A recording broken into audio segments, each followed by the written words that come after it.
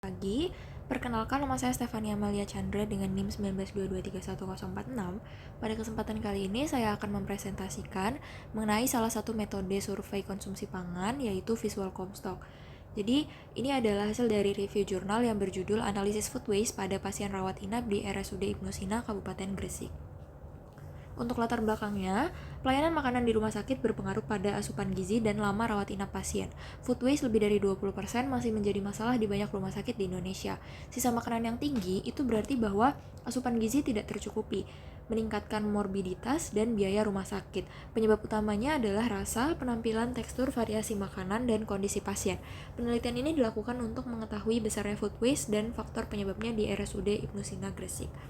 Tujuannya, mengetahui besarnya food waste pasien rawat inap di RSUD Ibnu Sina, Kabupaten Gresik, serta mengetahui faktor-faktor penyebabnya seperti rasa, penampilan, dan mutu makanan.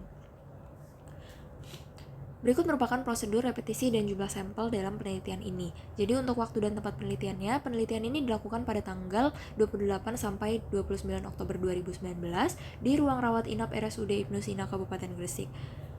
Di sini mengambil dari beberapa ruangan rawat inap. Untuk prosedurnya, yang pertama dilakukan pemilihan responden dengan teknik simple random sampling. Kemudian dilakukan observasi langsung terhadap sisa makanan di tiap waktu makan. Kemudian melakukan pengumpulan data melalui wawancara dan pengisian kuesioner. Selanjutnya, dilakukan analisis data menggunakan Microsoft Excel 2013. Untuk repetisi dan jumlah sampelnya, ini ada jumlah sampelnya adalah 28 pasien rawat inap sebagai subjek. Kemudian pengukuran dilakukan untuk 3 kali waktu makan, yaitu pagi, siang, dan malam. Untuk metode yang digunakan dalam penelitian ini adalah metode Visual Comstock dengan 6 point scale, yaitu menilai sisa makanan secara visual menggunakan skala 0 sampai 5. Untuk skala 0 itu 100% habis, kemudian skala 1 itu 75% habis, skala 2 50% habis, skala 3 25% habis, skala 4 itu kurang lebih 5% habis, dan skala 5 itu tidak dimakan sama sekali.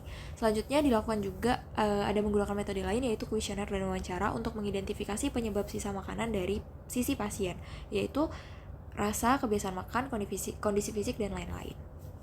Berikut merupakan hasil dari penelitian ini. Untuk waktu makan paling banyak sisa di pagi dan malam. Kemudian jenis makanannya terbanyak itu ada sayuran, yaitu tersisa sebanyak kurang lebih dari 52%. Untuk menu dengan sisa tertinggi itu ada ayam goreng laos, sup gambas wortel makaroni, dan lodeh labu siam. Alasan utama pasien tidak menghabiskan makanan ini adalah rasanya terlalu asin, manis, hambar, dan penampilannya yang tidak menarik. Kelebihan dan kelemahan dalam metode Visual Comstock. Yang pertama ada kelemahan. Ini dalam penelitian ini menggunakan jumlah sampel yang kecil dan waktu penelitian yang terlalu singkat. Selanjutnya ada kurang akurat jika standar porsi awal tidak diketahui, dan akurasi estimasi visual ini tergantung pada kemampuan pengamat. Untuk kelebihannya, yang pertama ini efisiensi waktu dan biaya karena metode ini mudah diaplikasikan. Selanjutnya dapat memberikan gambaran kondisi penyelenggaraan makanan di rumah sakit dan memudahkan evaluasi mutu pelayanan gizi atau menu rumah sakit. Untuk cara mengatasi kelemahannya, yang pertama itu dapat menambah durasi penelitian dan jumlah responden. Yang kedua, standar porsi awal harus jelas sebelum melakukan taksiran agar hasil lebih akurat. Yang ketiga, pengamat perlu mendapatkan pelatihan, memahami skala, dan perlu dilakukan uji reliabilitas antar pengamat. Sekian presentasi dari saya, terima kasih.